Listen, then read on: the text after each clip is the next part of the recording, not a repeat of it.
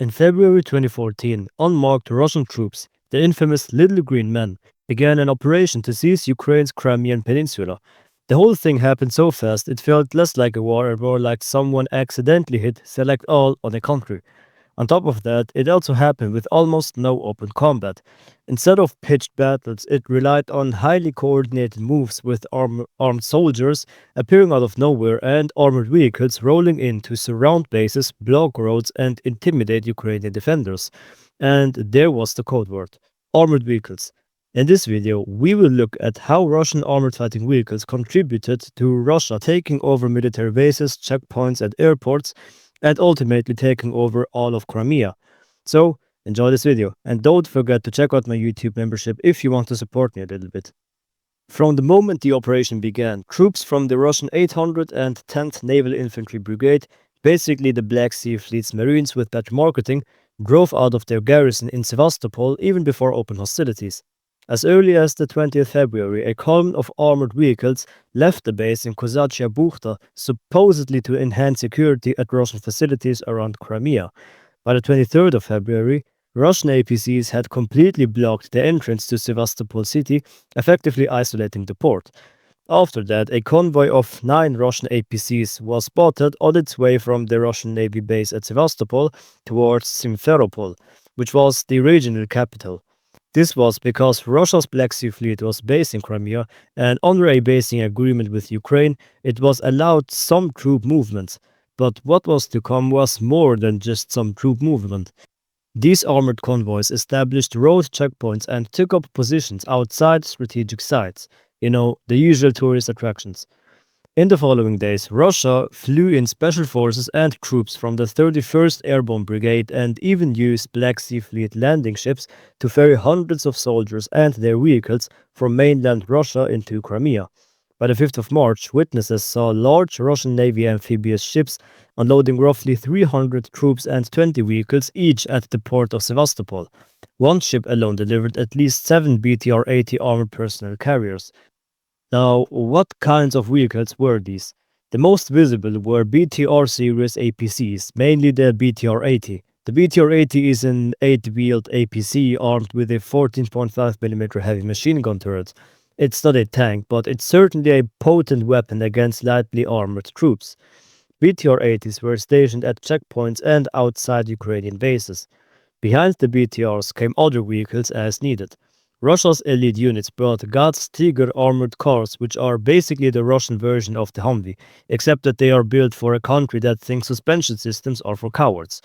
Meanwhile, Russian airborne VDV troops, who specialize in fast assaults, were spotted with their own BMD-2s, which are airdroppable tracked IFVs for paratroopers. Once the armored convoys spread out, they executed a textbook takeover of critical infrastructure. Russian APCs secured the roads connecting Crimea to mainland Ukraine, cutting off any Ukrainian reinforcements. At the narrow isthmus of Perekop, checkpoints were set up near Armyansk and another route was blocked at Changar, each manned by Russian troops with armored vehicles. Essentially, Crimea was wrapped in an armored hug, one that doesn't let go. It was therefore cut off from the rest of Ukraine. Inside Crimea, armored vehicles rolled through the streets like they owned the place, which by the end of the week they practically did. Armored vehicles also helped to take over airports and intersections. Unmarked Russian special forces seized the Simferopol International Airport, arriving in military trucks and patrol vehicles. The same night, a unit took the Belbek military airfield in Sevastopol by surprise. These initial airport seizures seemed to have been done mostly by commandos with armored vehicles. By the 28th of February, eyewitnesses saw Russian APCs patrolling outside Simferopol's airport. The armor had moved in to consolidate control. Perhaps the most iconic image from the takeover were standoffs at the Ukrainian military bases. Russian troops and local self-defense militia surrounded virtually every Ukrainian garrison, often using armored vehicles to block the entrance. One example was at Perevalnya, a village in the hills where Ukraine's 36th Separate Coastal Defense Brigade was stationed. Russian BTR-80s and trucks encircled the brigade's base there, parking literally at the gates and along the perimeter. Similar scenes played out across Crimea. At a border guard station in Balaklava, unmarked Russian soldiers and their vehicles shot up to surround the compound. At Novozornoye, Russian armored vehicles helped to block a Ukrainian Navy unit. Each Ukrainian base essentially saw the base turning into a waiting room for surrender because there was always a Russian APC politely waiting at their doorstep, manned by troops behind sandbags. The strategy of the Russians, or for that matter the Little Green Men, was clearly to intimidate and immobilize the Ukrainian units. As long as those bases stayed bottled up by armor, the Ukrainians couldn't organize any coordinated response. Even though most Ukrainian units in Crimea stood down, a few tried to hold out or protest. And here is where Russian armored vehicles directly forced the issue. The Belbek air base near Sevastopol, commanded by Colonel Yuli Mamchur, became one of the last holdouts. Mamchur's unit famously marched unarmed towards the Russians, singing the Ukrainian anthem. Patience, however, has an expiration date, and the Russians soon reached theirs. According to multiple reports, 4 BTR-80s rammed through the gates of the Belbek air base on the 22nd of March, accompanied by rifle fire and stun grenades. One Ukrainian serviceman was injured in the raid, and Colonel Mamchur was detained and led away at gunpoint. Within minutes, the Ukrainian garrison laid down its weapons and sang their anthem one last time as they were escorted out.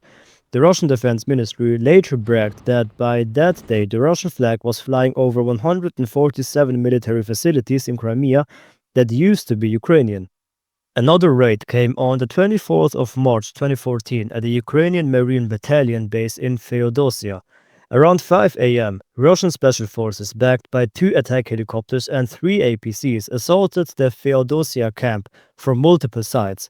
They used flashbangs and fired warning shots into the air. Within an hour, dozens of Ukrainian Marines were arrested, hands bound with zip ties and loaded onto trucks as the Russian APCs stood by. The Feodosia operation was effectively the last takeover in Crimea. By the 26th of March, the Ukrainian government ordered a full withdrawal of all Ukrainian forces from Crimea. Now, during the takeover in Crimea, tanks, as in MBTs, were never used in open battle. The little fighting we saw happened only on a small scale, a few APCs breaching a gate, a short firefight, and that was basically it. Only 1 or 2 Ukrainian servicemen were unalived in the entire operation, and a handful injured. This low casualty count was not by accident though.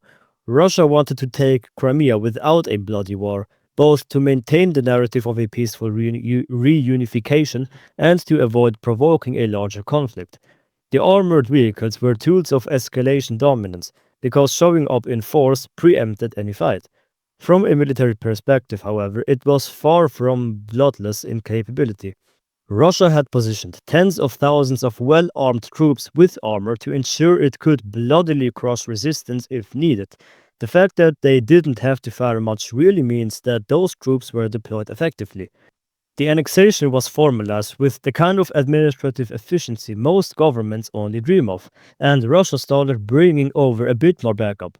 Convoys of reinforcements later were seen coming via the Kerch Strait ferry.